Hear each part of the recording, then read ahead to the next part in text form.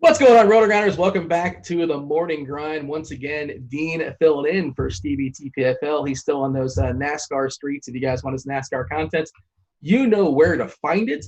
Lots of, not a lot of DFS. You can find it under Stevie or many other people. There it is. Shots fired. Sorry, I just heard that was a thing. Oh boy, we're stirring the pot right away. If you recognize that voice, you may recognize that voice from RotoGrinders and other places as well too.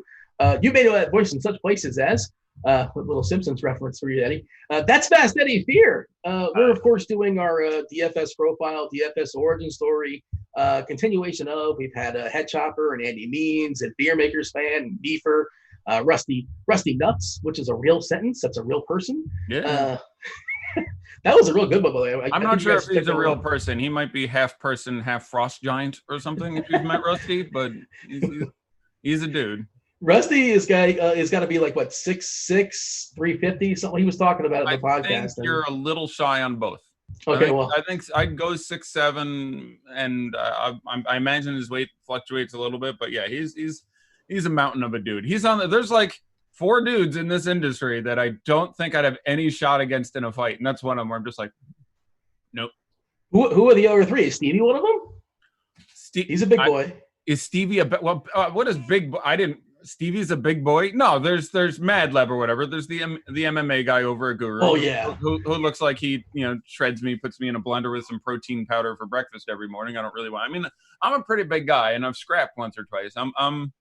I'm 6'4" and a half, like 220, 230. So I can handle based purely on size. I'm also an old ass man. So there's any of these kids, I'm not even gonna be able to. You got savviness though, you old man savvy. Yeah, no, that's what we're going with there. I got panache. I got savvy. That's good. Are you willing to rake the eyes? Are you poke the eye? Can you break the rules, or are you? It depends. It depends on the context. If you're saying just like in a straight up, we're talking about like a street fight, like 2 guys get into a scrap for even and reasonable reasons. Someone says something about someone's girl, someone else says something, and there's no extenuating circumstances.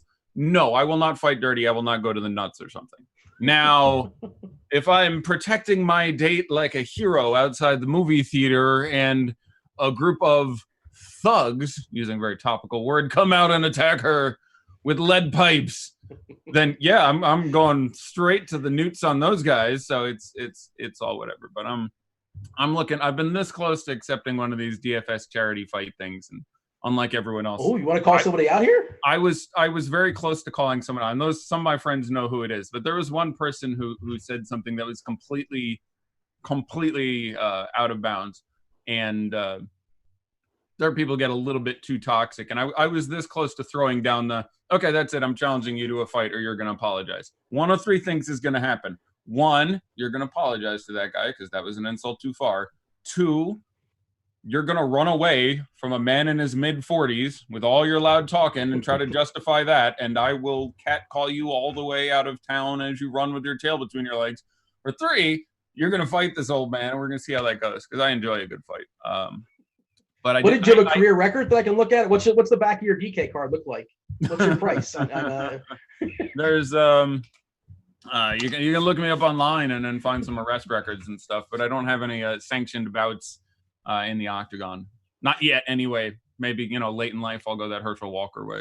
Yeah, that's what I was thinking of too. Herschel Walker started in like his mid-40s, and he's still, I think he's 50 and still going, and he's absolutely Holyfield and Tyson are prepping for their rematch at 54 and 57 or whatever. I've not seen Holyfield, but I saw Tyson without his shirt on the other day in his 50s, and I feel great shame. I don't know about you. I'm getting closer to being in the best shape of my life here. I've been going out. Oh. I've been hitting the gym a little bit. So you have a home gym, or how are you making that work? I have the most rudimentary of home gyms. So I have around my computer, and this is seriously, I've wanted to do like a fitness special for a while, because all my friends, and I say this with all the love in the world for you, Dean, and to a certain extent, it's unfortunate that you and I are having this conversation, are not necessarily in the best physical fitness. And I would like these people to live to 80 and not 64. So I'm a huge interest of getting people to talk about. So I have like just, weights around my computer. And so I'm frequently in meetings, and you pick whatever. And I got a little database here of, the 10 different little ridiculous exercises I do during the day. And so I'm keeping track of that. And then I have an under desk bike, which is this beast here, which is this thing, which is a couple of pedals and it slides under your desk. And so if I'm sitting here talking to you, I can be biking away the whole time. So yeah, because I have, 3 jobs and I'm working 100 hours a week, I have to multitask, but I exercise a couple hours a day. I thought you were busting out the shake weight there for a second. I was waiting for you to shake that dumbbell, but it was not. It was just a standard. No, this is a standard grip. This is the tease. This isn't the full. This is just 20. This is just 20-pound dumbbell. So. Yeah. So I don't know if people know that are listening. Of course, this is an audio podcast, but Eddie is gracing us with his presence. You guys can watch this on YouTube as well, the both of us, so you can see our video as well. So you can see him showing up. I still have my old RotoGrinders backdrops, and I dug that. I thought we could have done a little more with the personality, but one of the nice things I worked for RotoGrinders 5 years ago for a while, and they gave me my start, and for that I'm incredibly grateful. And they give you, once you make the big leagues, that they value you and they want to keep you around for a while. When they send you that badass canvas backdrop, it floats behind you, and I still have mine over there. So you've got, is that Miami? Yeah, that's the Marlins ballpark. There you go. Yeah, there you go. I'm no longer there, but I'm currently in Nashville right now. Did you ever get a lighting kit? That's when they really like it. I did. I this the Grinders umbrella that they got me is right over here, and I've got a couple. They set me up full, and then I immediately left and used those instruments to make my shows look better on other places. Oh, E2 Brute, man, come on. I know, Eddie. That was not appreciated. I enjoyed working with you, and I'm glad to have this conversation. At least we see each other. Actually, we should say we see each other once a week now because we're playing trivia together. We are playing Tuesday trivia nights together, and you are an absolute trivia ringer. You are amazing at trivia. And to be clear, we're playing trivia with people that are in their late 40s, 50s, 60s, older people, and also they ask cultured questions, and that is not my wheelhouse. I'm not in on the cultured questions or about literature. Nate's great. Yeah, literature comes up, and he's just slumped back. And we do it all. We're in a 12 people, and so we're in the Brady Bunch Zoom theme, and Dean's basically chilling and talking on his phone or whatever. And then once in a while, a question comes up like this rap song, and Dean's like, "Hold up." A rap song. Hold up. I got a shot here. I got a shot, one, but I got an answer here. I'm going to be able to guess someone at least that is a rap artist. I can name a rap artist because the question before that is this 18th century French impressionist painter, and he's like, So yeah, I'm just going to make a joke here, and you guys handle this one. Dean's there for moral support. We usually play in teams, and Dean's in the chat is it Snoop Dogg? No, I don't think that's Snoop Dogg. You're Jordan, maybe Ducky's Pippen, and I'm John Paxson or Bill Wennington. How about that? You're a key part of the team. John Paxson brought that team a title. We have established. So there's a couple things that just came up kind of organically. You've been on game shows before. This is not just you're good in trivia. You were on Teen Jeopardy. Is that correct? You were close to correct. Oh, what were you on? You're on Teen something? College Jeopardy. Yeah. You're on College Jeopardy. There's still a quest to find the footage. I've been on 2 game shows, and the challenge went out some 5 years ago. Because again, I'm an old ass man, so this is before the existence of they weren't in black and white, but this is old footage. There's College Jeopardy, and there's additionally Win Ben Stein's Money. Now people have discovered the Win Ben Stein's Money footage that has made an appearance of a youthful hirsute FastEddieFear on the show. How does one make it on College Jeopardy? They send things and they have tryouts in various areas. I don't believe the process is the same now as it was then. Now they do more of targeting large whatevers. Then it was they host one that hosts a region. So at the time I was going to, this is going to be a bit tough. I went to about 5 different colleges in the Northeast. I think Carnegie Mellon at that point, and they held a tryout in New York City, and I was raised in the area, so I returned home, and while I was there, I went to the thing with my college ID and managed to scrape in that way. Win Ben Stein's Money was the more fun one to qualify for because Ben is hilarious, and he just hangs out all day. He is actually largely the personality he portrays. Very straight man, very nervous. Like I sat there and talked to him for like an hour, which was great. He's a weird dude, by the way. If you've seen what he's doing recently, he's into conspiracy theory, and like he's traveled a bit big these days. But I got him to autograph some Magic cards. That was a cool geek moment for me. So, was Kimmel there, or Kimmel wasn't there at the time? No, I was past Kimmel. I was too past Kimmel. If I recall, I was towards the end of the show's run. So this is going to be 2000. I filmed and aired in 2001, I think, would be the correct year. So top of my heading this, I believe over the 5 or 6 seasons of the show, they had 3 guest hosts, the people who did the questioning when Ben became a contestant. The first was Jimmy Kimmel. The second was cousin Sal Iacono or whatever it is. And the third was, I think Nancy Pimento was her name, was a woman. And I was there when Nancy was the co-host. So how'd you do? I beat the other 2 contestants and tied with Ben in the best of 10 test of knowledge. I should have beaten him, but I froze. So this is the story. You remember the question? You probably remember a question, don't you? I remember all the questions. It's a traumatic moment because I should have had this shit.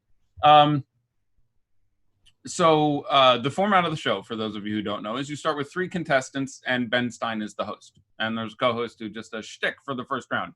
Then after the first round, the contestant with the lowest score gets the boot, and Ben comes into the show. And then the co-host asks questions, which no one knows the answer to the 2 remaining contestants and Ben. Then the lower contestant gets the boot, and the last 2 go off in what's called the best of 10 test of knowledge.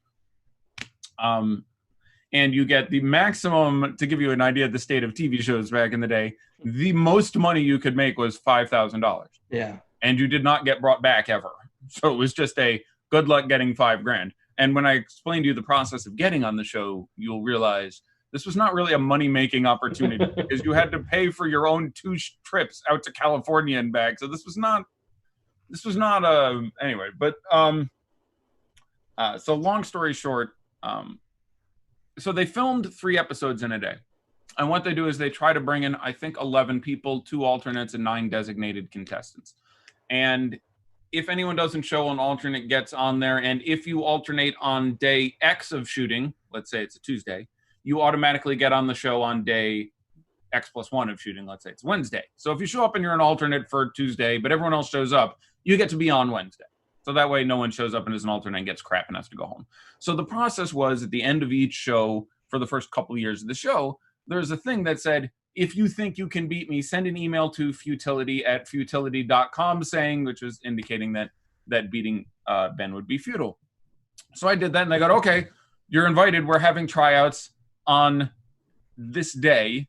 Come to tryouts. So I'm like, okay. And it was 3 weeks from then in California. So I'm like, okay, I'm now currently living in upstate New York. So I book a plane ticket because why not? I was young. It was before I had a family. I had money to burn on bullshit. So buy a plane ticket, go out there, lose tons of money in the casino the night before. So the trip, even if I win the grand prize, is already locked in as a money loser. No chance of actual victory, but we're playing for glory. Life experience. Yeah, life experience. So you go in there and they sit everyone down in basically an airplane hangar. There's about 300 of us, and they give you a test. And it is a test of 50 common knowledge questions. And I remember many of them. It was a hard test. And I wasn't sure I was going to pass. So we all took the test, and the score to pass was 40. You had to get 40 of the 50 questions right. And all I know is that I met or exceeded that mark, and that there were 17 of us.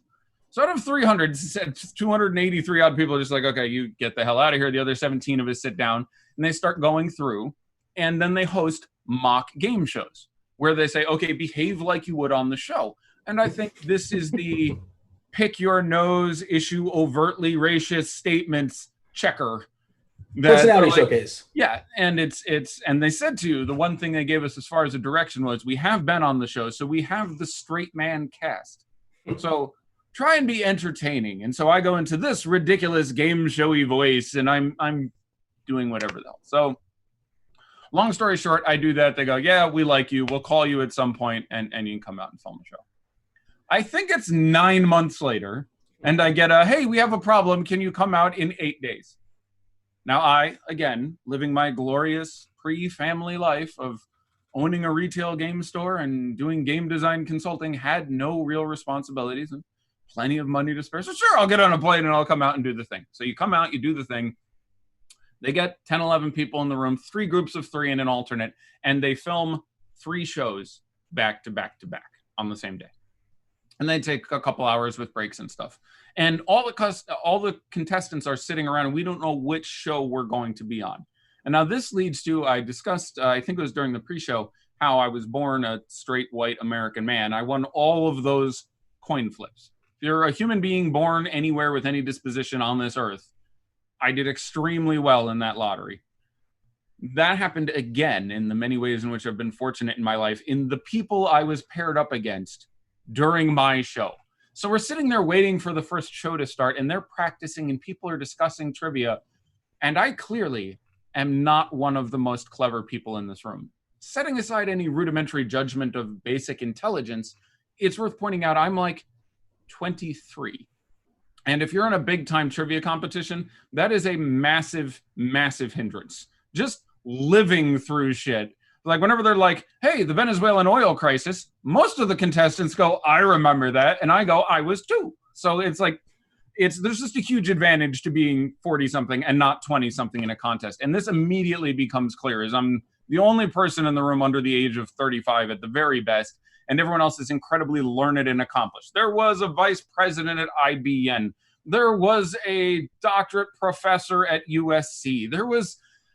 And as we're practicing, these people are talking, and I go from being confident, because I, in my limited view of the universe, have been the smartest dude at whatever shitty gaming table I've been sitting at for the last 10 years, to all of a sudden like, oh, shit, real people. It was very high school baller sneaks his way into an NBA practice moment. You were a big fish in a small pond. Yeah, and this was a fairly big pond and some absolutely massive fish. And they're just talking about, like, I remember one of the conversations was they asked, what port town, this, that, and the other? And I remember thinking Salem, and someone went Salem, and they went, yeah, specifically Salem on the East Coast, because Salem on the West Coast had different etymology. Salem on the East Coast was a derivation of shalom, as you know, the Hebrew word for, and like that shit kept happening, and I'm like, oh no, this is gonna go really badly, where I would either not know the answer and they all knew it, or I would know the answer and they would expand upon my answer for 17 minutes. This is going to go badly. So they pulled Side note, this is how I feel during trivia. I feel like you felt in this room. Yeah, exactly. Like... I'm happy to be able to share this experience with you, because I've become older, and we could do a fascinating show on the nature of intelligence, where people really get memory and intelligence confused. There are people who cannot remember shit. They have CRS. They can't remember shit. Who are incredibly, incredibly smart. And even other things that come across as intelligence are really the application of memory. Like I can do fairly complicated math problems in my head that most people can't do. And I would stipulate to you that has nothing to do with intelligence. It's literally zero intelligence. It's memory. If you tell me to do 95 squared, I can in my head go, okay, 5 times 5 is 25. I'm carrying a 2. 5 times 9 is 45. Add the 2, that's 47. 4,025, blah, blah, blah. The total answer is 9,025.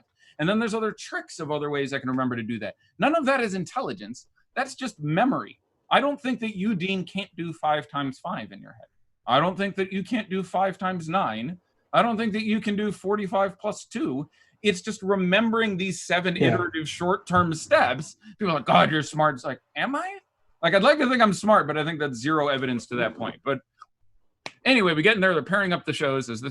I wanted to have a nice conversation about sociology in America and protesting.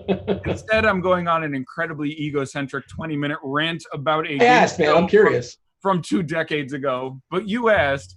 I said, I wanted to lay down a stinker here. You're like, this is Stevie's podcast, not mine. I'm doing a favor. I'm like, oh, let's just bomb on him. Let's leave him the upper decker.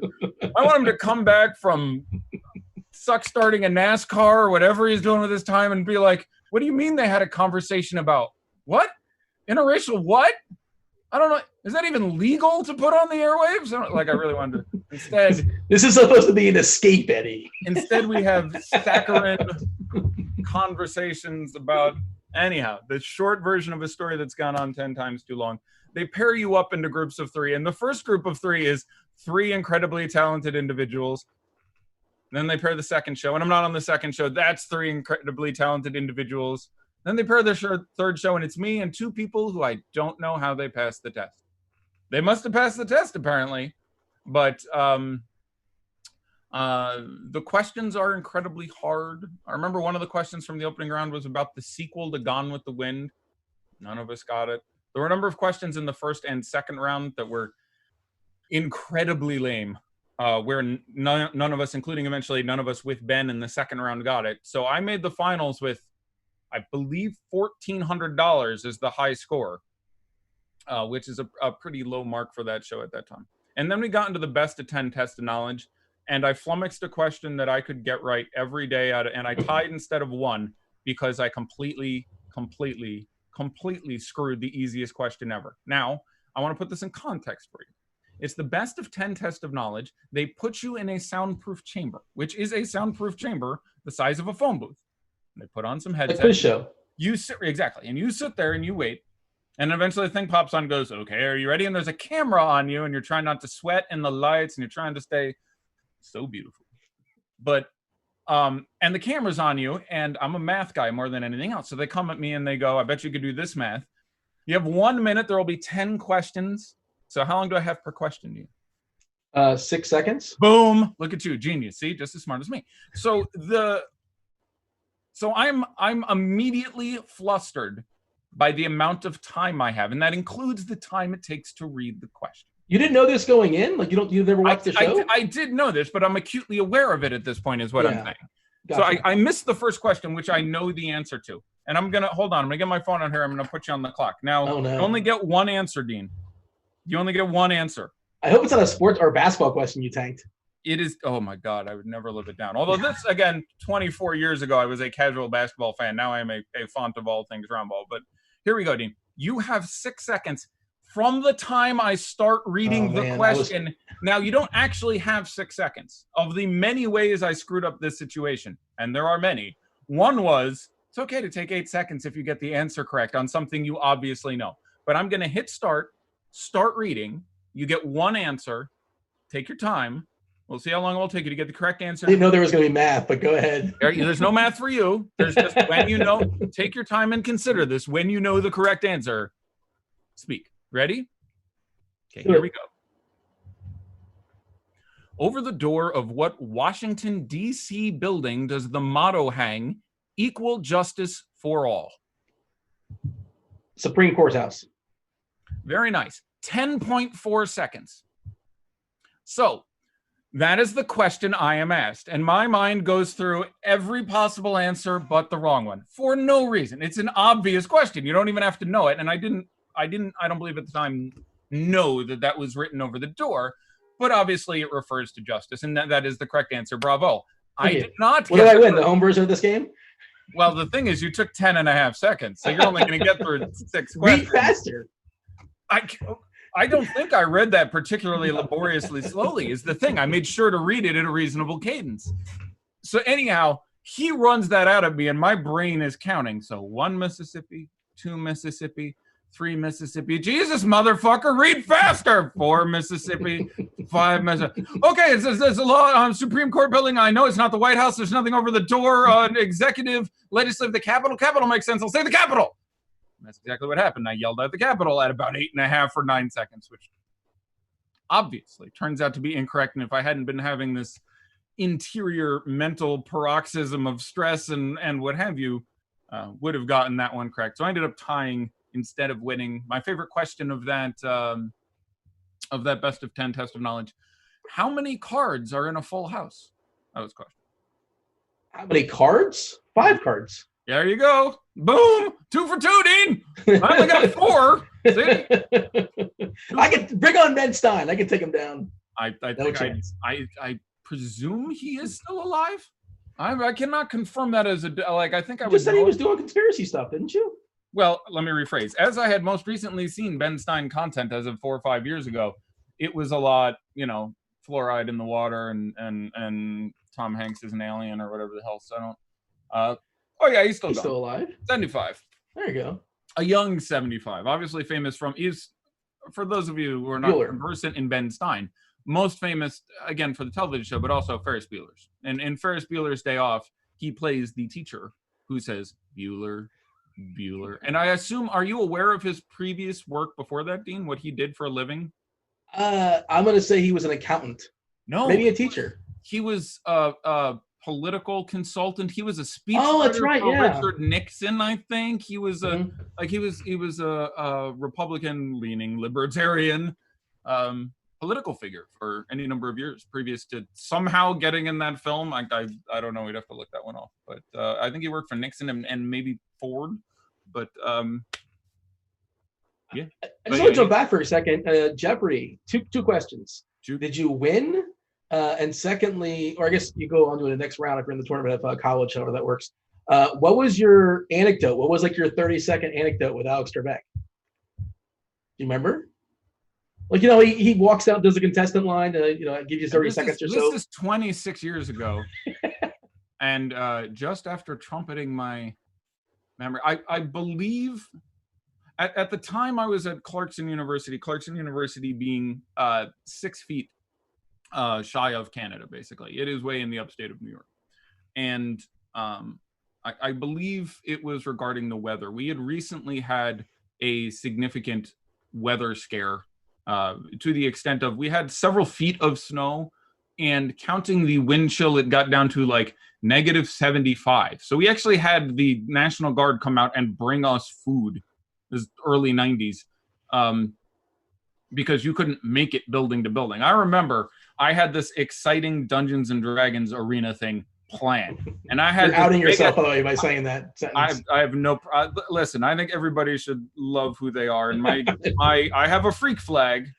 Shout out to my wife, but I have a geek flag too, and I fly that bad boy whenever necessary. So I have this bitchin' 3D map that I've come up with, and my case full of miniatures and these things to represent moving walls, and I had the arena of chaos ready to go. We were going to meet in the student union that day at like noon, and at like 11 o'clock I set out from my dorm to get there in 3 feet of snow, and it's all of 100 yards, and I stumbled back into my dorm at like 11:20, nearly dead. Like 50-mile-an-hour winds and drifts, and I very nearly killed myself in the name of the game. But yeah, no. So that I seem to recall it being an allegory, and no, I did not win. I did not progress in that case. Did Final Jeopardy get you,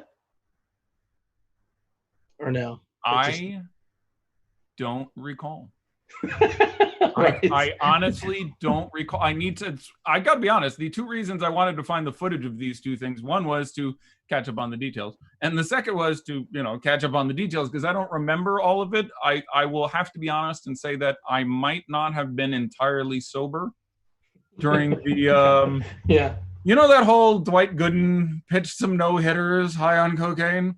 Yeah, David Wells, he had a hangover. He threw a yeah, exactly. It's the same thing with me, except I got nowhere near pitching the no-hitter in that occasion. I was, I am many years clean and sober. Congratulations on that. How many years? Well, this is a tricky one for me. I basically turned my life around when my daughter was born and dealt with recurring substance issues and mental health issues I had been through. And I'm happy to talk about this because I hate talking about it because it makes me look pathetic and weak, and all my natural masculine brio says it's not something you're supposed to talk about. But I know that shit, and I always hope that if 100 people listen to this, or I don't know, maybe when Stevie does it, probably 500 people listen to it. But because it's you and me, maybe 100 people will listen to this.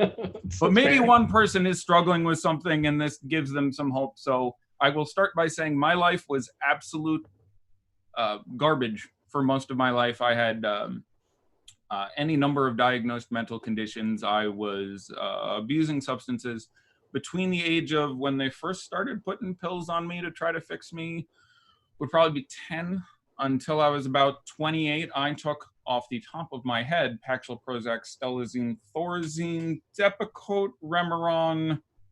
I'm skipping a couple here too, again, attributing to my previously alluded to amazing memory, but a couple more things than that, where I was constantly medicated, at times suicidally depressed, and had been bakerized, placed in containment for my own well-being more than once.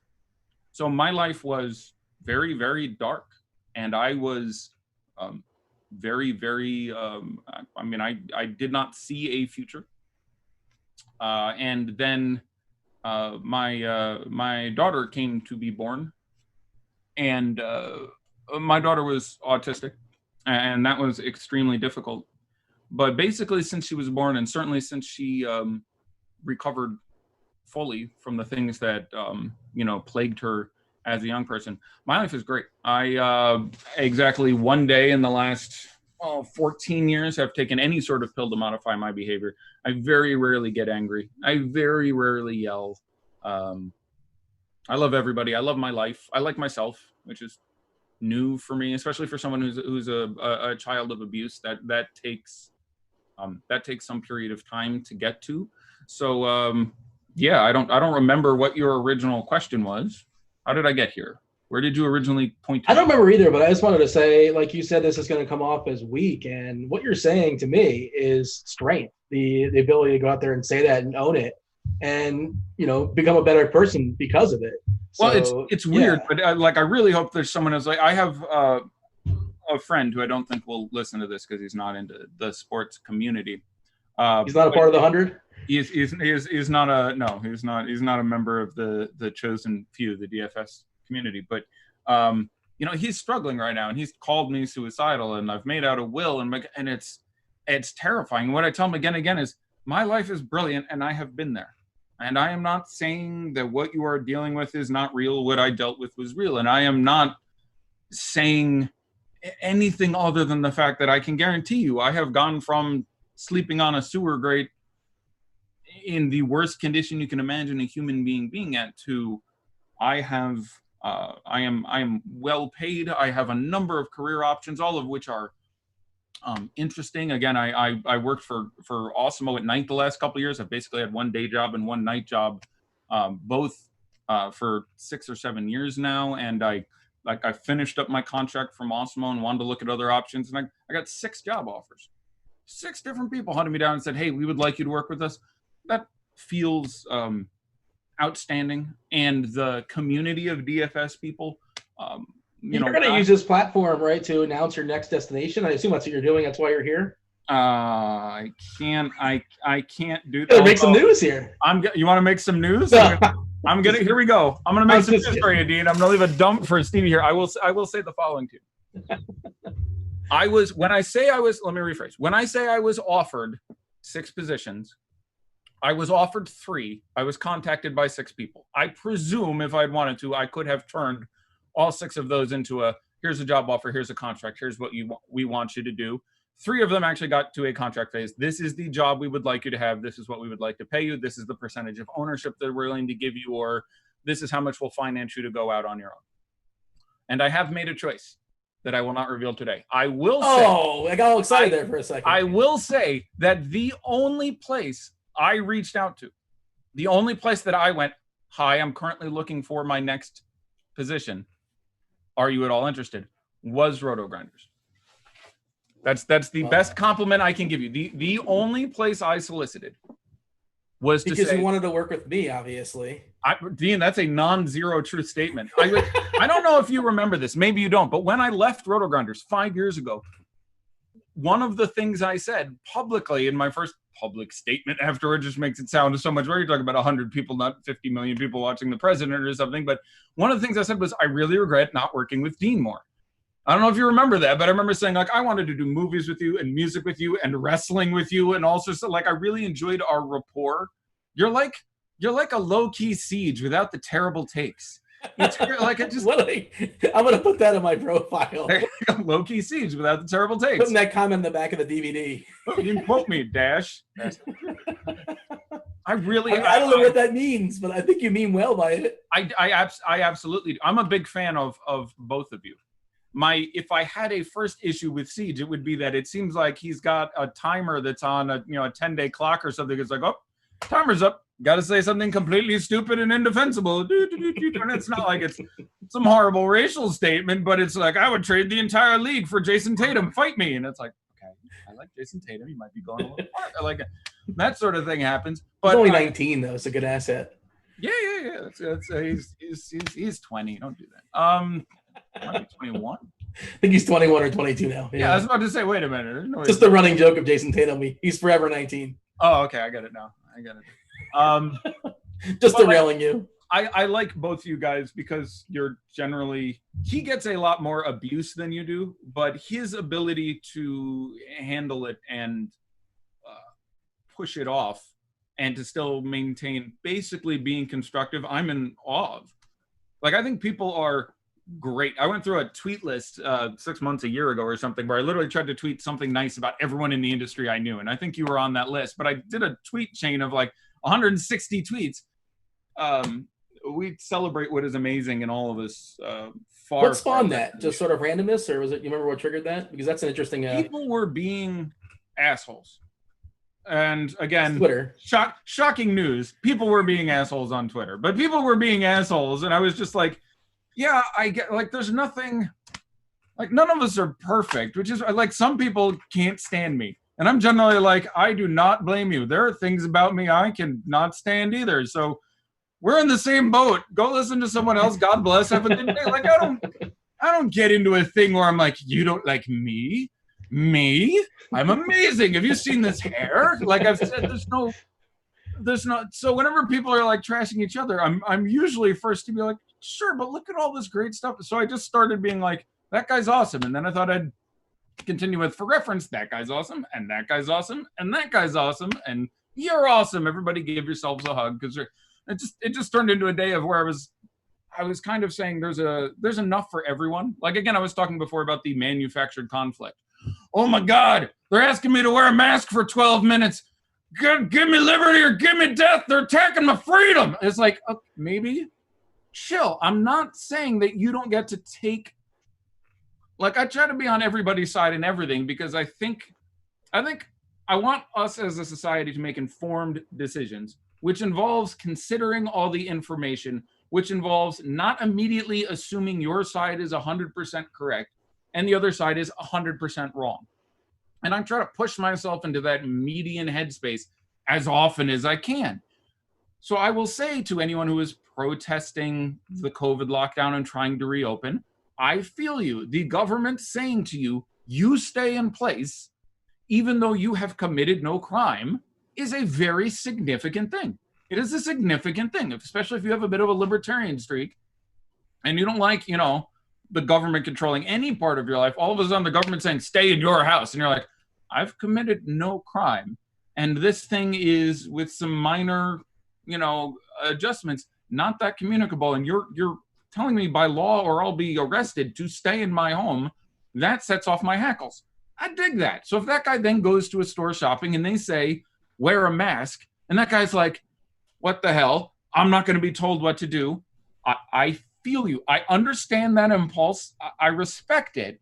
It's just not as important as the other issues. You can be right, and I can justify and respect your feelings without making them larger in the over issue. Like, I'll occasionally get in a fight with my wife. It's rare. We get along pretty great. But she'll start yelling and screaming at me, and I'll be like, okay, it's not that I think you're wrong. It's just that I think you don't need to yell and scream at me. Okay, I'm happy to hear anything you have to say. Let's just do it, whatever. So that guy cannot want to wear a mask, and he can go and complain, I don't think I should have to wear a mask, or he can choose not to solicit that particular business, and all that's great. And he can post on social media, it's crap, I'm not wearing a mask, and you do you, I respect you.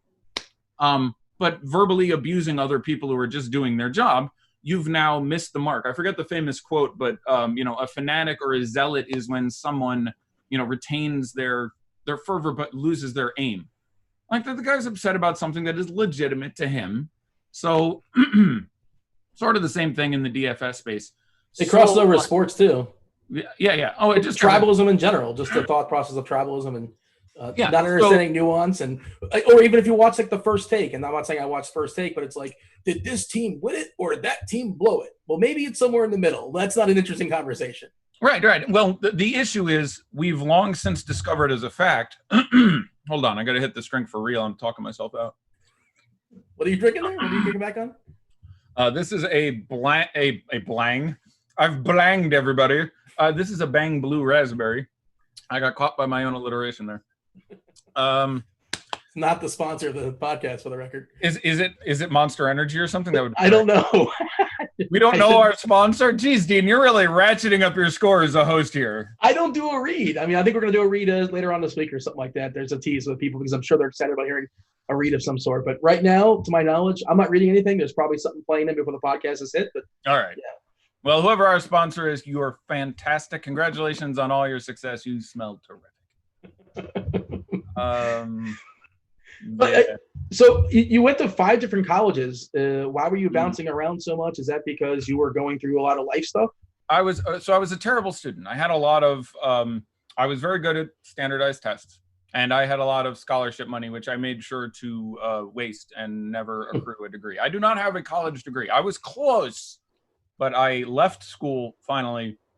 I went pretty early, and I left school at the tender age of 19 to open my own business. I was going to, at that point, RIT, the Rochester Institute of Technology, where I ended up because I was following a woman, which I don't know what to tell you. I'm a dumbest. No, I was horribly whipped. So anyhow, I ended up there, and I was 19. What are you gonna like? Yeah, Coach Steve.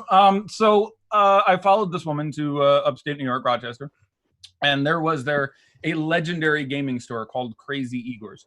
And Crazy Igor's, this is traditional games, by the way. This isn't video games. This is back when a gamer is a gamer. Like, if you haven't played a game with, polyhedrons and cardboard cutouts, you're not a gamer. I'm just saying, stop. You're old man screaming at the clouds right now, man. Yeah, seriously, stop taking my appellation and my title. Playing Gears of War does not make you a gamer. Set up the sensor, but fuck right off. If you haven't played a board game that takes 46 hours to complete, you have no claim at the title. But we just lost our sponsor. I'm getting into my ear. We just lost our sponsor. Konami, and we're gone. No. And I'm kidding by that, by the way. Games are games, and they're all great. And I play largely digital games these days. Although there is like 50 square feet of wargaming terrain right in front of me here. But anyhow. Wait, hold on. You said you were done with school at 19. When did you first go to college? Like at 15? Full-time matriculating or taking classes during the summer, which I did for several years. First college classes, I was 13. Full-time matriculation, barely 15, just before I turned 16. Wow, man. That's dude, you're like Matt Damon from I am anything but Matt Damon. But this is depressing for me because I try to be positive. I love my life, and I was dealing with a lot at the time. So I got 2 brief statements on this. 1, don't do that to your children. Okay? If I'd have done it the normal way, it would have been easier for me. I would have had time to develop more as a social human being, and the entire experience would have been better for everyone all concerned, and I would have spent 18 years as a child and 60 years as an adult. But I got completely screwed up, packed everything together, destroyed what little athletic career I might have had, in which I was a pretty decent athlete and really came into my own in my college years, but I was younger by several years, which did not, like when you're a 17-year-old trying to compete with 19-year-olds, that's a real physiological difference there. It did nothing good for me, except buy me 2 more years of adulthood. I was already young for my class. So it was 2 years. But you don't do that to your children. There's literally no, I do not understand. They're gonna have 50 years to be an adult. Why the hell make childhood that much more stressful for them? And again, I went actually insane. Like, I am living proof. That is not fun. Don't do that to a child. So point number 1, don't push your kids, certainly year by year. I'm not saying don't try to get your kids to get straight A's. My kid has straight A's. God bless that child. And that's one of the points I wanted to get to. We were talking about, the my life and how good or difficult it's been.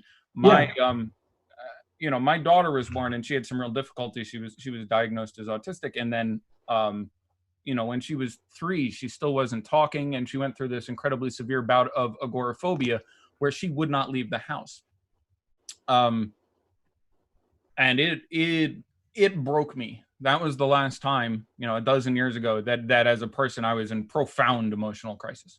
I cried, I wailed, I screamed, I was angry, I lashed out at those close to me. I did all and I say this again because all you can ever do is do better the best day. So however bad of a person you're being, I've done some terrible things in my life.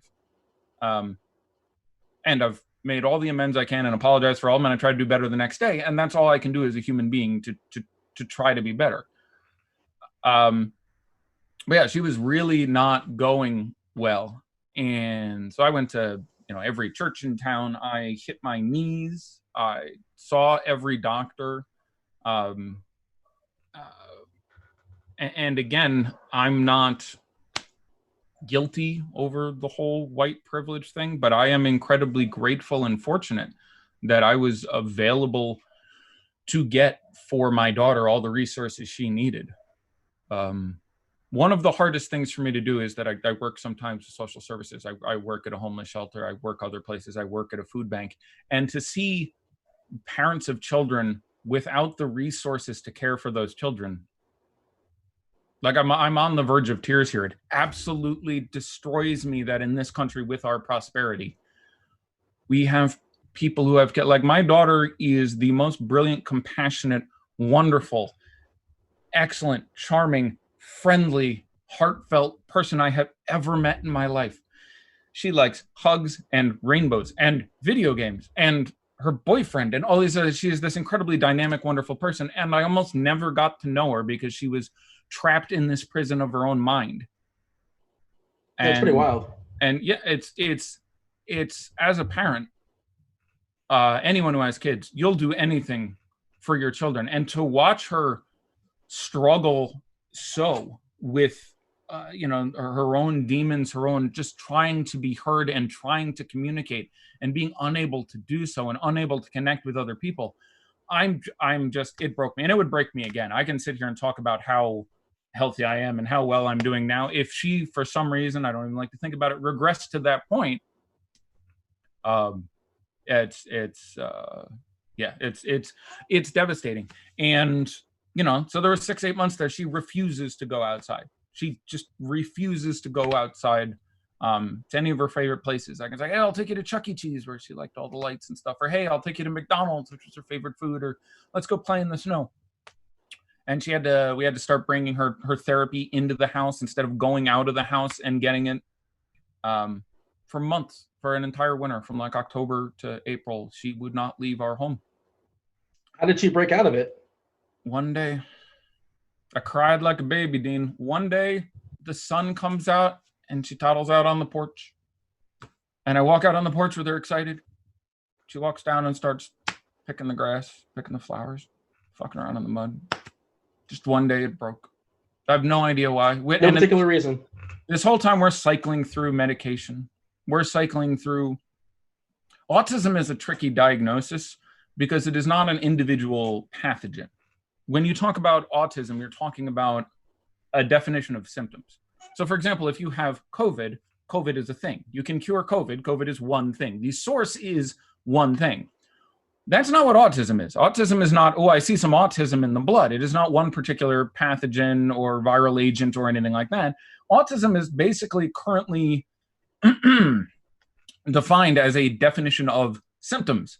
So you are autistic when, I believe the criteria has changed somewhat over the years, but you're autistic when you have a score of under 75 on 3 or more of 4 standardized tests that measure interaction, sociology, comprehension, and whatever. Like this is how we define autism now. It's how you score on something. So you can be in a car accident and become autistic. You can so when people are like, let's cure autism, that's not really how that's going to work. My whole point of this being is treatment is way the hell up in the air. There's no standard treatment. Like if you have it's case by case. Yes, and no one agrees. It's not even case by case. It's not like the medical consensus is that if this happens, you do this or that. It's literally a guy wrote a book. Maybe that'll help. And none of it is 100%. So you have a guy who wrote a book, and I did a study of 31 people, and I had 57% positive outcomes and 29% marginally positive and 15% negative and 9% very negative. And then there's this huge, so there's, behavioral modification and then trying these different medicines. And so what I was saying before and where we started all this was working in social services and seeing parents without resources. I talked about, the ability that 5 years before this, I could go out to California on a whim and spend thousands of dollars in a casino and whatever. All that money went into trying literally everything under the sun on my daughter. And again, more credit due to my wife than me, far more. Of the many reasons I'll be there for my wife every day of her life, no matter what she needs. Her treatment of my daughters, I don't know between the two of them who was more impressive, but they're collectively my heroes. Watching them.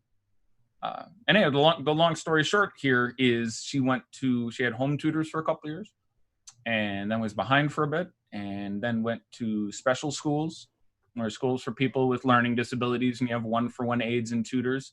And then in 8th grade, which was last year, she went to her first normal school with a little extra help. And this year she was a freshman in high school, 9th grade, no extra tutor, no extra help, straight A's. My little girl. That's pretty awesome, Eddie. I'm sure it's daunting enough just having a teenage daughter in high school. No, don't even get me going there. She's don't even get. I mean, she's yes, but I would be surprised if I ever have a bad day again. It's literally the rising of the phoenix in my house every day. So my cup runneth over. I am too blessed with every single thing in my life. So I love my life. I love my wife. I love my family. So again, I say that to you. If you are struggling right now, I spent the better part of 15 years absolutely destroyed in every way a person can be. And, this came from when I think we got to the sorter, because you were talking about me being young. And at the time I was I got a perfect score on my SATs at 14. I got a perfect score on my math SAT when I was 12. And judged traditionally, I think I was supposed to be, I was supposed to cure cancer or whatever. I was supposed to be that guy, or at least I was in the pipeline. Now, I'm not that rare. There are a lot of people who can, do well on a standardized test. And again, I don't think that's much of a relevance of intelligence as it is of memory. Your verbal SATs are a lot of, do you know what this word means? Well, if you looked it up and you remembered it, you do. And a lot of the math SATs are, do you remember how to do this math or this function? If you learned it once, you can remember. Intelligence is the ability to understand advanced concepts without preparation. It's the ability to MacGyver a bucket, a used tampon, and a coconut into a helicopter. Like, those things are intelligence. Winning a board game. You want a good test of intelligence? Find a good board game. Not a crappy American board game, like a European board game. I wanted to get your board game takes. I have some written down, but continue. No, we'll go there. But get together with several people who know nothing about it, open it, and see who figures it out first. That is intelligence. You have to see all the mechanisms going on and figure out how they combine. And nothing to do with memory. It's a pure test of intelligence. But anyhow, anyone who is like, oh, no, you're so smart, doesn't that make me a failure? If I had all these gifts, I was born into a family. I won all the coin flips. We said before, I started with all the advantages, right, Dean? And then I'm so smart, right, Dean? Yeah. And I work in fantasy sports. You were supposed to be Doogie Howser, man. What happened? I've contributed very little to society. So if you talk to me about things that I'm guilty for, I suppose I bear some guilt for that. I think it is on each of us who have great benefits in our life to try to give as much back as we can. I could have given more. I still could. I'm not done yet. I think you're doing well, Eddie. And I got to say, it's interesting. I knew this, and people know this. You don't really think about it every single day, but people you run into, somebody might give you a hard time, or somebody cuts you off in traffic or whatever. Like, everybody's going through something, or everybody's been through something, and you come off to me as the most well-adjusted, most put together person. And I had no idea about your history when it comes to all that. And it's just the point is, like, you never know where people have been, and you never, and you can't tell by looking at somebody and just trying to. I know it's hard to understand that sometimes, or think about that in the moment when. I could not agree with you. One of my favorite quotes, and this is great because you just set it up perfectly. One of my favorite quotes is by Robin Williams, who said, I believe I'm quoting this accurately, "Everyone you meet is going through a battle you know nothing about. Be kind." It's really true. I don't know. And it's funny you mentioned someone cutting you off in traffic. I use that as a classic example. I don't know if that guy is running home because his wife who has cancer isn't answering the phone. So that's why he's driving apeshit crazy. I don't know if he just got fired. I don't know if he's a great dude who happens to be having a bad day, so he was an asshole for 5 seconds. But getting angry at him just costs me. Yeah. It just costs me. I get, 18 What's the upside of being awake. What's the right? Another great quote is, everyone you meet, don't bother getting angry at anyone, because the two most predominant likelihoods are they don't know or they don't care. Yeah. So someone on, I had an unfriendly Twitter interaction yesterday, and it bugged me for a little while, and then I threw it off and blocked the guy. And congratulations, you're the 5th person I've ever blocked on Twitter. I tend not to. I try to take my L's, which I think is really important. I think it's important to say you're wrong when you're wrong. I don't think you have the right to stand on being right if you can't. It's the same. Like if you are incredibly left wing and you think Donald Trump is a complete and total idiot, I'm fine with that. But you need to be able to come up with 5 things you think he did right. And there are. I'm sorry to tell you. And if you are a complete and total right-winger, you need to be able to come up with 5 things Trump did wrong, or 5 things you think progressives are fighting for that are worthwhile. The tribalism, Eddie. Tribalism. Yeah, I know. And it's insane. It destroys. It's worse. It is the absolute worst thing in our culture. The worst thing in our culture is not Donald Trump or Antifa or racism, or anything. It is the fact that half of this country, well, this whole country, 90% of it, believes that those who differ with them ideologically or politically are bad, evil people. It's an absurdity. It's one of the most asinine, obviously disprovable, crazy things that people think, and it is endemic. It is everywhere that people somehow, and it absolutely drives me crazy. Look, when my daughter was going through this, one of the examples I think of is I would fall to my knees in a house of worship with people who I barely knew, and they would throw their arms around me and they would cry real honest tears for my suffering. And these are people who love their families and support their community, and to a man probably voted for Donald Trump, 90+% of them. And I repudiate in the strongest possible terms any sort of ideology that states that they are evil people because of that vote. You want to say they made a mistake? No problem. They were hoodwinked or confused. I have no issue with that. But the character assassinations of these people as bad people, I don't understand how people convince themselves of that. How do you think that 100 million people are suddenly evil people because they disagree with you politically? And the answer is, we've become so tribal that we don't have one reality anymore we argue about. We have 2 realities. If you're way over on the left and you're watching CNN every day, you are bombarded by a set of news that says the president is a racist, horrible moron who doesn't care about anyone but rich white men. And that's all you hear, which isn't to say some parts of that aren't correct. But should he do something correct, you don't hear anything about it. And again, most of my friends are left wing. And if I had to pick a wing, I would be left wing, but I try to plant my feet right in the middle.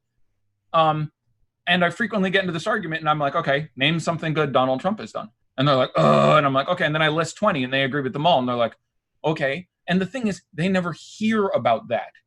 It's not so much that they dismiss it, that there's a cognitive dissonance. They never hear about it. And the same thing applies on the other side. If you watch Fox News every day and you're way on the right wing, you are led to believe that Donald Trump is holding the moral line against socialists who are trying to flood the country with immigrants and it's just these 2 entirely separate realities where everything you hear every day, because your friends and your news and your Facebook and your Twitter are generally in your reality, everything you hear all day says that your side is great and the other side hates America. And the only way people can justify this incredibly stupid state of mind is to convince themselves that everyone on the other side must be evil. Because otherwise, how could they stand for the running over of America by socialists or the dictatorship of Donald Trump and the caging of babies? And so to me, by far, because it's destroyed the narrative. Intelligent people, informed people make intelligent decisions,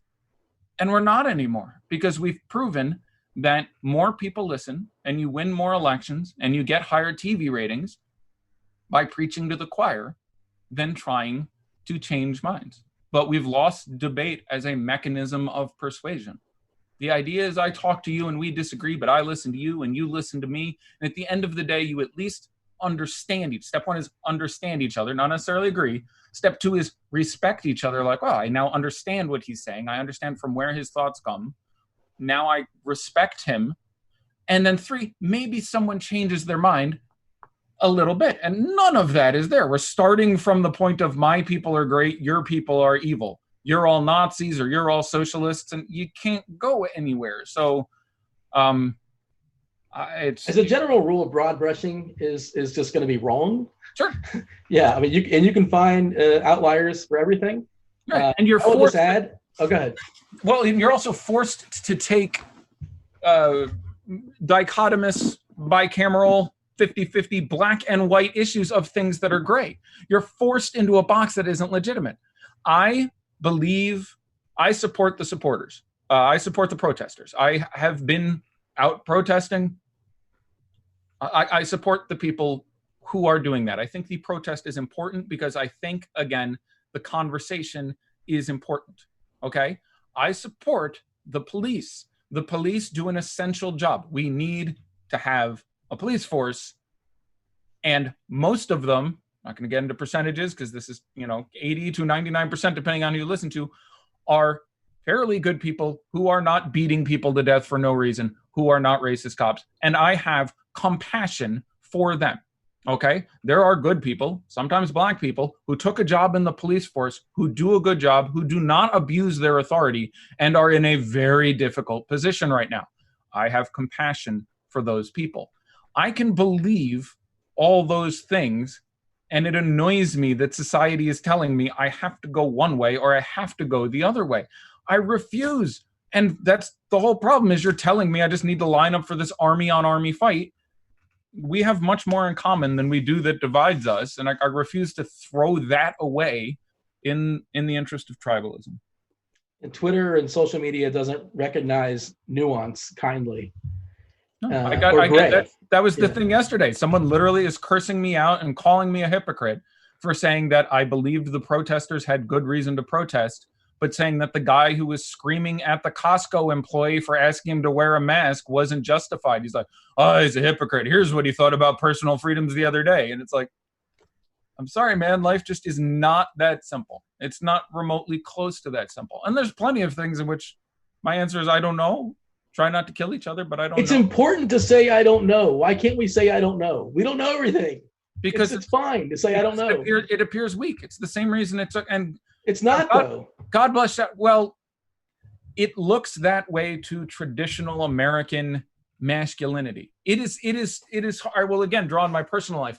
It is difficult for me to turn to my wife after 17 years and say, when you did that thing, it hurt me. That hurt my feelings. Let me explain why. I thought you were going to do this and you said that, and that really hurt me. I am inclined to yell or scream or slam a door or isolate myself or be non-violently hostile and just sort of turn the other whatever at her. And those are two, like, oh, I'm pissed, so I'm going to stand up for that. It's sort of how we're raised. I don't know how much of it is masculinity. I'm not a therapist or psychologist or anything of that nature, but I have to fight against that instinct and say, and make myself vulnerable and say, when you said that, it hurt me. It hurt my feelings. This is why. And it's the same thing in society. We're meant to take a position that someone who says, yeah, this is complicated, I don't know, is like, oh, that guy's a sheeple, right? You mentioned the sheeple thing either during the warm-up or during this show. It's like, oh, that guy hasn't picked a side. He's a sheeple. He's going to follow people because he doesn't know. And it's, dude, sometimes I don't know, or sometimes I'm ambivalent, which doesn't mean I'm necessarily don't know, but that there are powerful.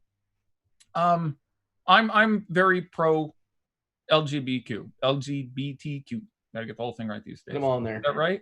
And at the same time, I have friends who are very good church-going people, and they derive a lot of their inspiration for their life from the Bible and consider it the laws by which to live humanely, which is a tough spot for me because I think they're 98% right. Bible is good shit. Thomas Jefferson wrote a book or a pamphlet called like The Secular Legacies of the Bible. I believe in turning the other cheek. I believe in a lot of the lessons that the Bible teaches. I don't believe in the largely allegorical references to homosexual behavior being incorrect, especially in the New Testament. In the Old Testament, Leviticus is pretty straightforward about it. But in the New Testament, you have to really pick and choose and look pretty weirdly to take away, because the sort of the whole message of the whole New Testament is love each other, accept each other, even if you have sinned, love the sinner, if nothing. Like that's sort of the whole message.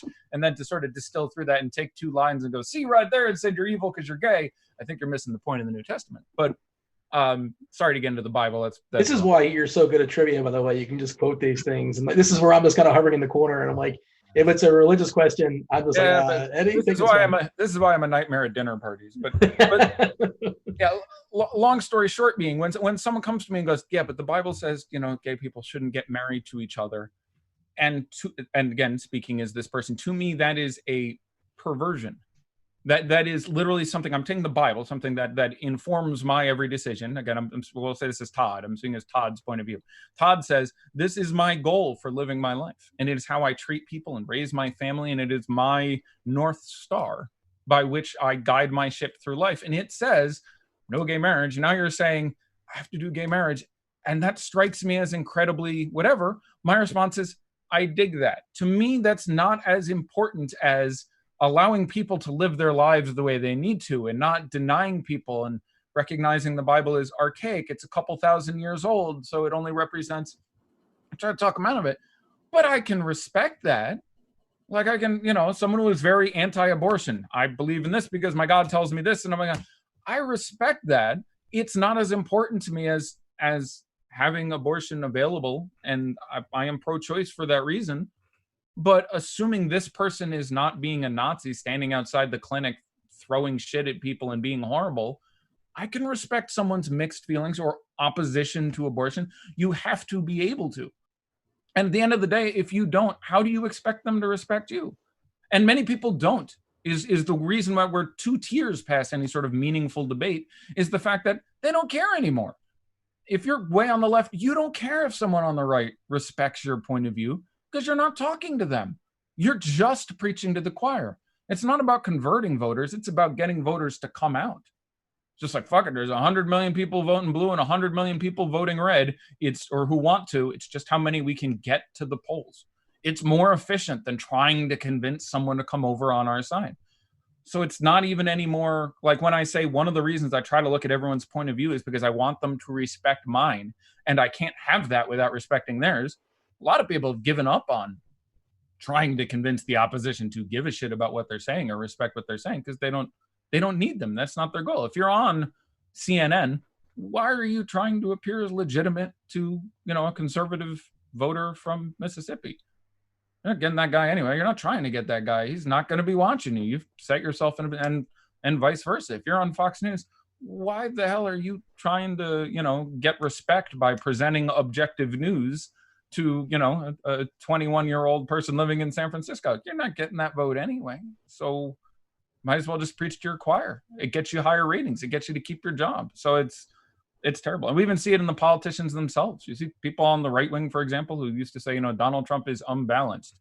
He is unfit to be president. And those same people are now like, he's the greatest president ever. And it's like, that's a little transparently sycophantic, but I'll just mention one thing before we get off our soapboxes, and people are going to be so angry at us, Eddie. And I know you're giving a very open. Listen, seriously, if you listen to this and go, Jesus, who the hell asked this guy to talk about abortion and politics? Nobody. These are my opinions. And if you have a different opinion, I encourage you. Send me a tweet. I disagree with you, and this is why. I love that shit. Please don't send me, you're an effing, this, that, and the other thing, and the whole 9 yards of obscenities, because that doesn't. Bad place to start. That doesn't help anybody. But if you think what I said is insane, tell me why. I'm happy to discuss with you, and I will take my L's. I just took a giant L a couple days ago I had a long debate with someone when Georgia opened back up. And Georgia opened back up for businesses earlier than any other state. And I went, look, I believe places need to reopen, and I'm not going to get into this because I could talk about this for a half hour, and I have soapboxed way the hell too much. But give me the cliff notes. There are places that should reopen. If anyone had a position of nowhere should reopen, they're wrong. If anyone had a position of everywhere should reopen, they're wrong. It's a complicated question that I need a haircut though, Eddie. Did you? I didn't. Look at I this. didn't get one. No, I'm just go ahead. I cut you. Look at this. Look at this. Look, I'm wearing a hat. That's why I'm wearing a hat, because my hair is ridiculous. Look at this though. I don't know. You look at your Mia 20 picture, which I saw on Twitter. Oh yeah, I'm a troll at this point. Like I'm a troll doll. Like this, I can almost put this into a ponytail. But I derailed you off your rant. Which rant was I on? COVID in Georgia. You even remember? Right. So I came out and said, this is a horrible idea. Georgia had, to that point, had very unreliable results. And there were multiple places, left, right, and center, reporting that their reporting had been dreadful. And the most important thing, making the decision to reopen or not, is the availability of good data. And they had very, very little good data. So I was like, this is the wrong place to be reopening first. You want a place with a lower COVID density. They were about middle of the road. And a place with lots of data. So I think this is terrible, and they may just give themselves a horrible second spike and gain nothing by reopening early because they have to re-shut down in a month. And they reopened, and very little happened. They had a slightly higher count in cases, but not much. And it ended up being the right thing to do. And so I'd been arguing with a guy who disagreed with me. And 2 days ago, after a month, he sent me a message saying, see, and I responded, they were absolutely right. I was absolutely wrong. Hey, to tie us to DFS, I enjoy that we've talked for over an hour now. We've not talked DFS or basketball at all, and that's just. I'm here all day, baby. I think I have a meeting. I have a meeting in 50 minutes, but sometimes longer. I don't know how Devin, our producer, is going to be like cutting us off at some point and giving us the hook. It won't be the first time I've gotten the hook. So I was just thinking, like, I don't even know. Again, I'm conceding I don't know. Is that small sample size? Are we just playing results there as far as the Georgia thing, or I would. Sense? Yeah. Well, like, if you want my fair opinion, I would never be able to say it was a good decision because we didn't have enough data. Meaning the outcome was high variance. What was like there was a lot of variance in the outcome, so you were opening yourself up to a truly horrific outcome. Now, in confessing the weaknesses of my own position, I do not and did not have a good handle on the exact costs of staying shut down. Shutting down is, like I said before, someone who doesn't want to wear a mask or the government is telling you stay in place and someone who considers that a really significant thing. Shutting down the country is an incredibly significant goddamn thing. Shutting down the economy has real short-term and long-term costs. There's actually a whole field of actuarial sciences which will convert for you the price of shutting down the economy into human lives. Okay, so people were like, the position we have to stay shut down until no one will die of COVID is inane. Shutting down the government kills people, short and long term. The lower the economy goes, the higher unemployment raises, people die.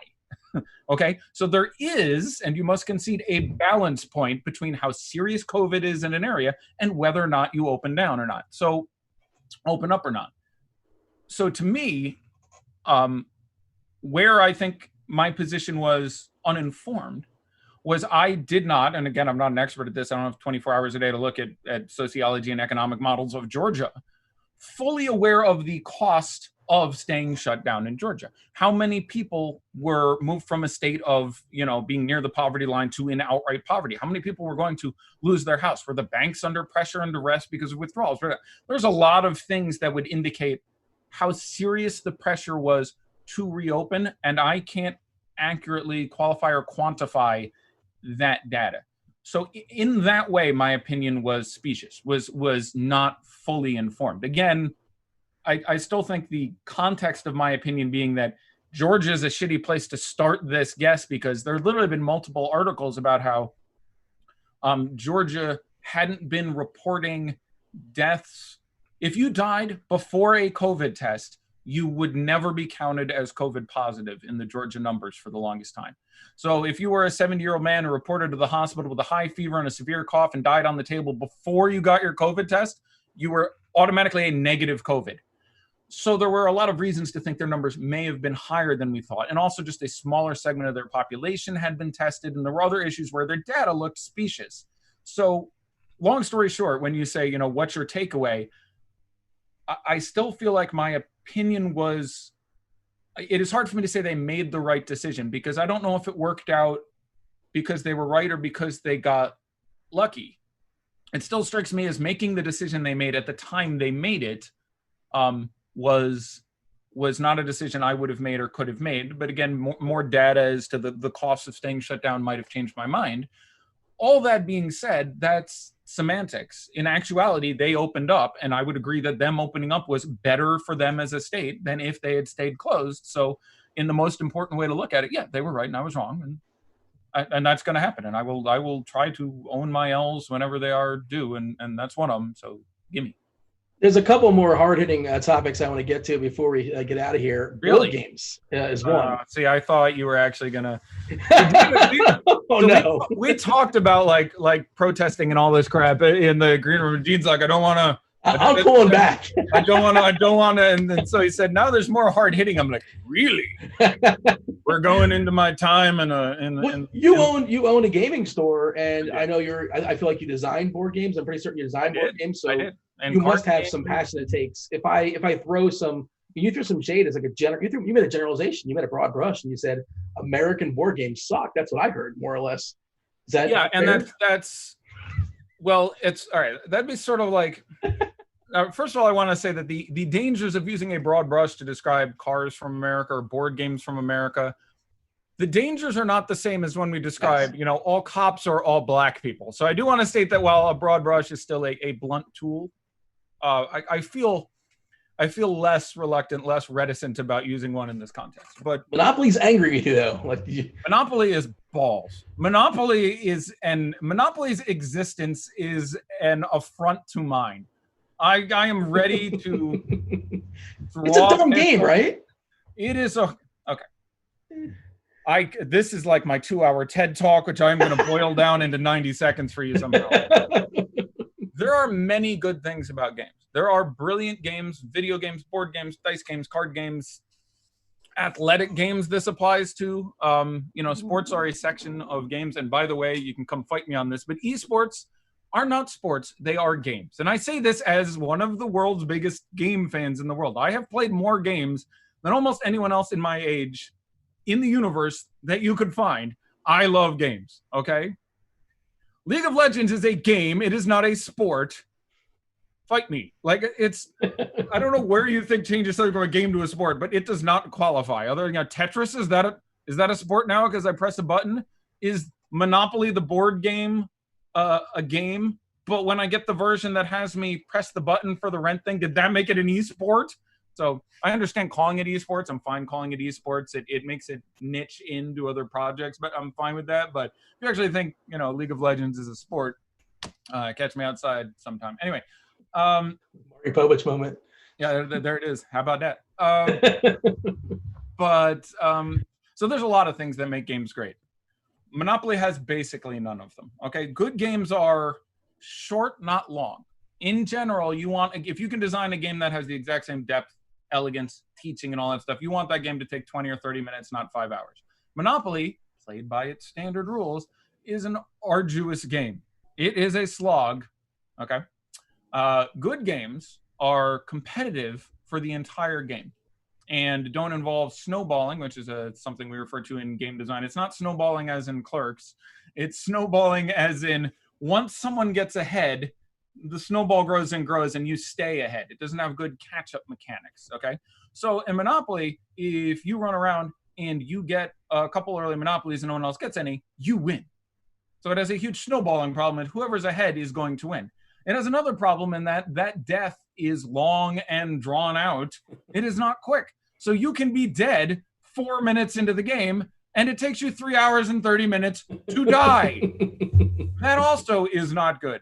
Good games tend to be reliant on your degree of skill or luck as to how well you win, and frequently in Monopoly, you can lose through no fault of your own. The best title for Monopoly should be Find and Abuse the Moron. Because the easiest way to win Monopoly is to find the dumbest person at the table, abuse them into a trade which helps you more than them, and then win the game. And frequently that's player A and B, and your player C and you just lose because You're that bystander. guy abused that guy, and you were just sitting there, but the idiot got abused. But guess what? You get to wait 2 hours to lose, even though you did. Like, it's just, there's almost nothing good about it. I will give you, it can teach children the concepts of rent. It can teach children some rudimentary arithmetic and how to handle paper money. It can, it's just a dreadful, terrible goddamn game. Give me the best game that I've never heard of that I should be playing. I would go with Carcassonne. Carcassonne is a German board game. I want to say it's Klaus von der Ried was the designer. It is sort of the next step from. You're like, yes, obviously, I know. It sounds German.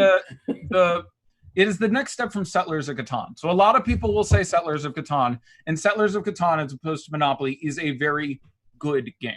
Okay, it is not a great game, but it is a great entry-level drug to good games. It is the marijuana of good games. If you want a sublime game high,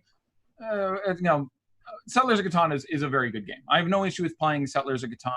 Once you've played a lot of Settlers, there are other games you can move to. The game that has the best, to me, combination of elegance, time it costs, depth of strategy. You want a game to be. Chess is a good example. Now, chess is not a great game because, and this is a great concept. And this actually, we're going to talk about DFS, Dean. Are you ready? We're an hour and 40 minutes in. This applies to DFS, what I'm about to say. Chess is too skill-based to be a good game. The better player almost always wins. I gotcha. You need some degree of variance to make a game compelling. If DFS was like that and the better player won 99% of the time, DFS would fail and no one would play it because randos can't win. And even average players can't win. And there's no chance. So chess is a brilliant game in a lot of ways, but it's failing in that there is not enough luck, as in basically zero. There is luck in chess, but it's literally who goes first and against whom are you seated in a bracket. And that's basically it.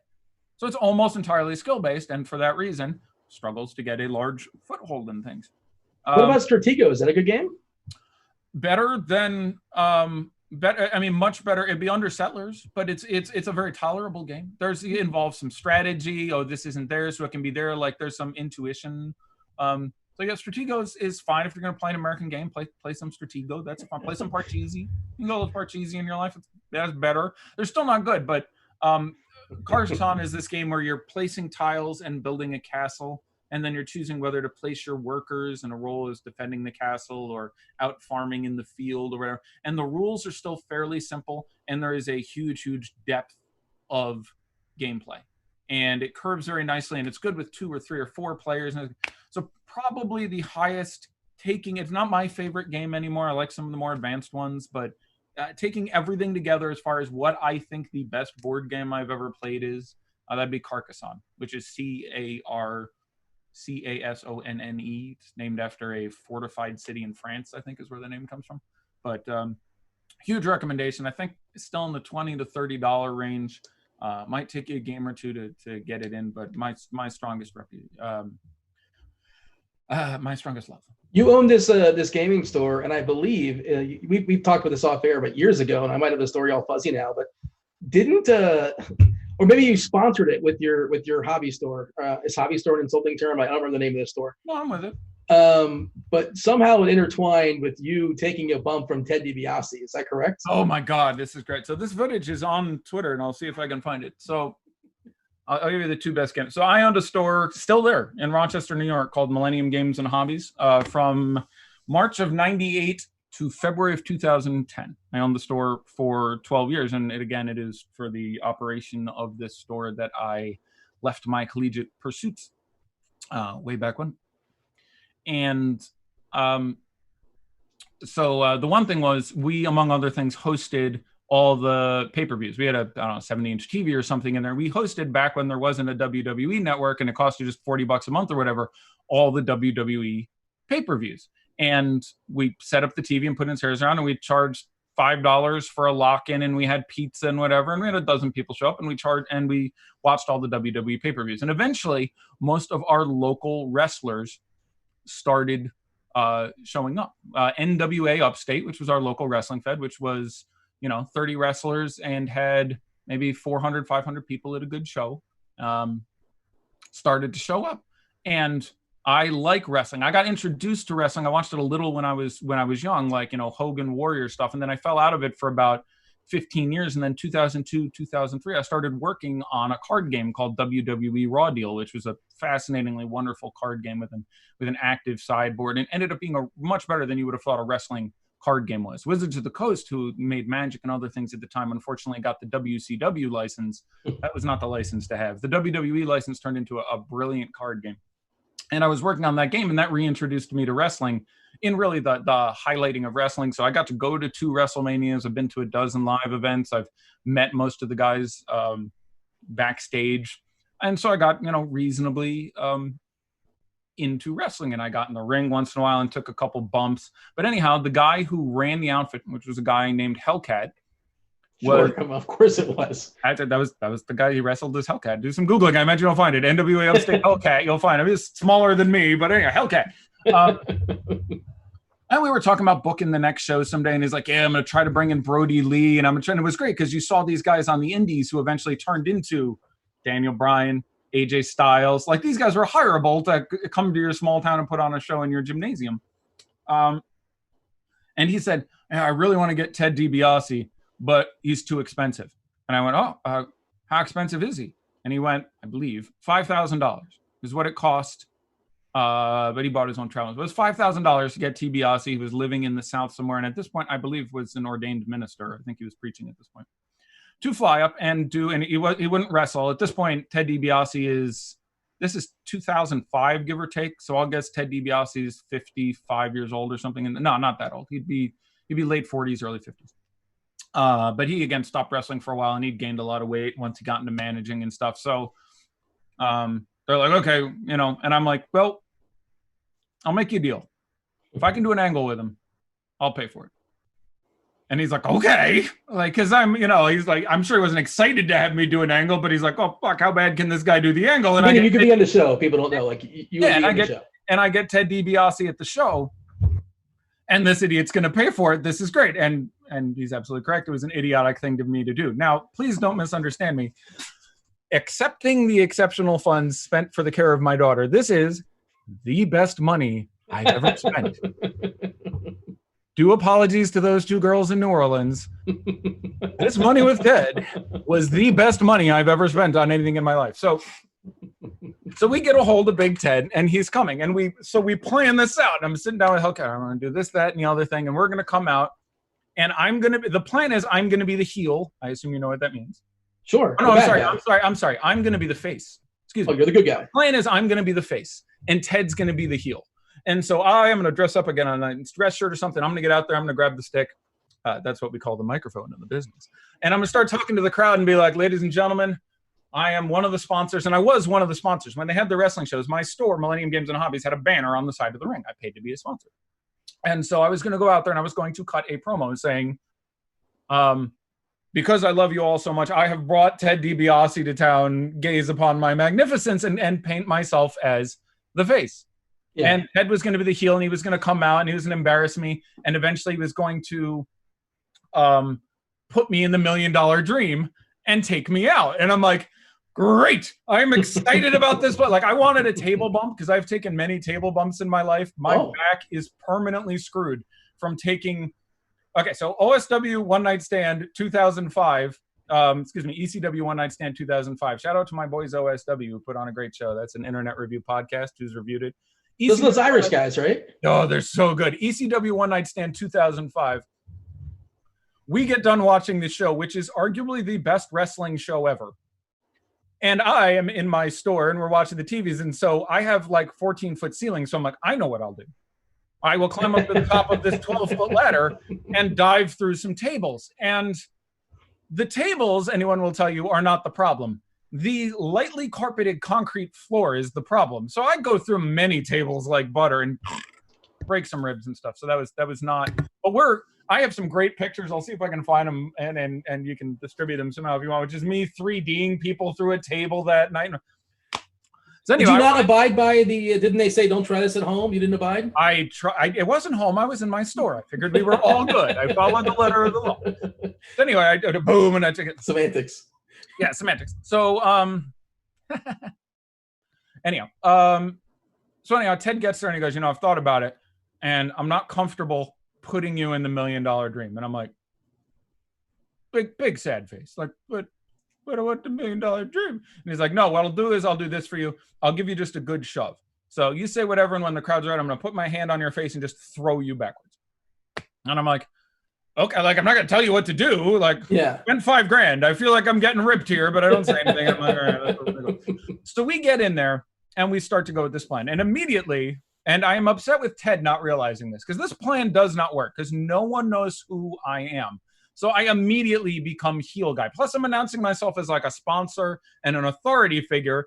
Wrestling fans don't like that shit. So I go up there trying to be the face so Teddy can come out and heel.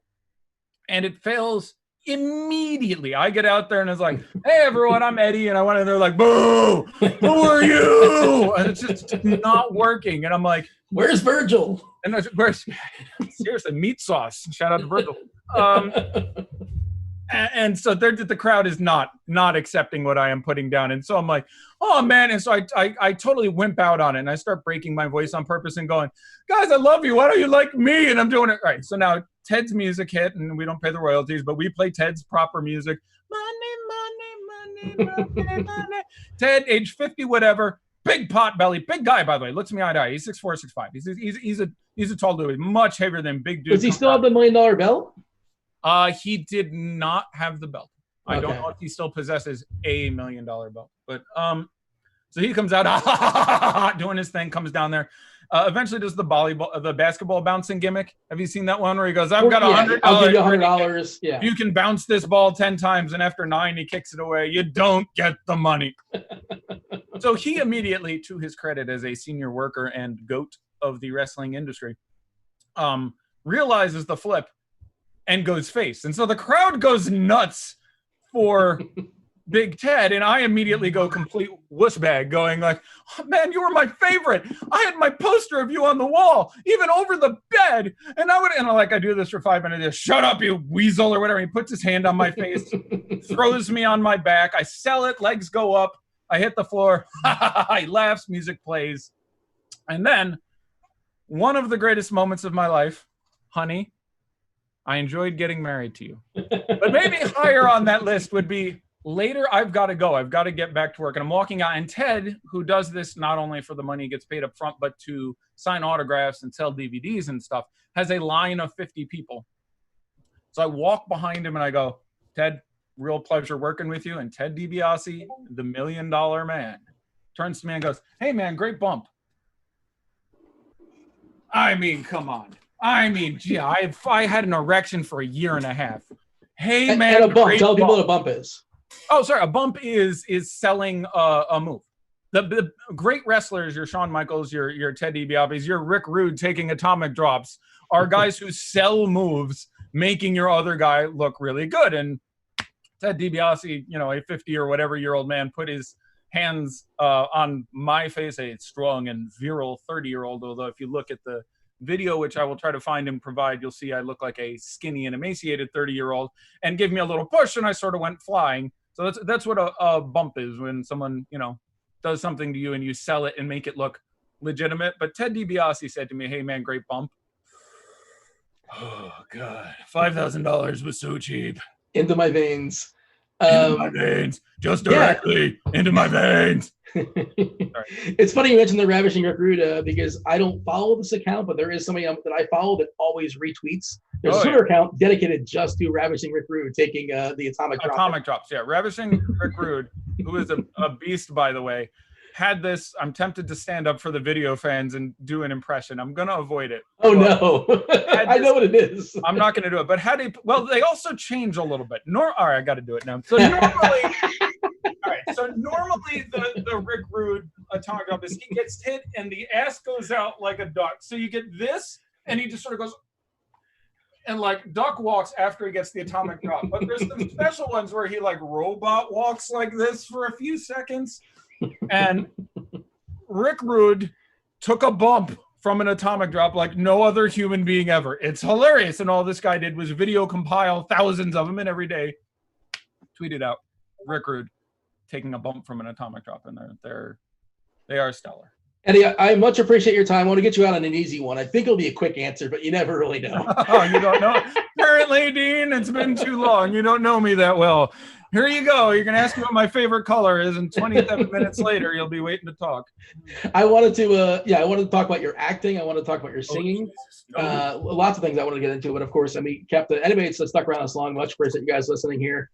Thank you to Devin for producing, but this is what I want to know, because I think actually your pinned tweet, if I'm not mistaken, is you singing in Mexico. True. But this is what I want to know. Your go-to, and this is probably going to be a tough answer, go-to karaoke song. You want to see my phone list? I knew you had an answer. At least see my video. See, like again, I could spend a half hour. Let me move away from my script notes. And there, I'm actually reviewing a script tonight. Someone sent me for possibly something. Here is. I will just give you some of the highlights, but just you're wondering, like, here's my. Are these songs are these songs available at my karaoke station? So I don't mess around with my karaoke. Judith, I'm a big fan of Judith. If they can get it, that's an A Perfect Circle song, which you probably know if you've heard it. Holy Diver by Dio, I'm a massive fan. One by U2, which again is the one immortalized on my Twitter, which I should now delete. Yes. Possum Kingdom is a good one. Tony's. Yeah. Possum Kingdom is an excellent my first song. concert. And it's about perving out. Your first concert? That's excellent. Well, it's either that or Woodstock. I don't remember which one came first, to be honest. A disturbed version of Land of Confusion. Jack's Lament from The Nightmare Before Christmas. Sure. Are you familiar with it?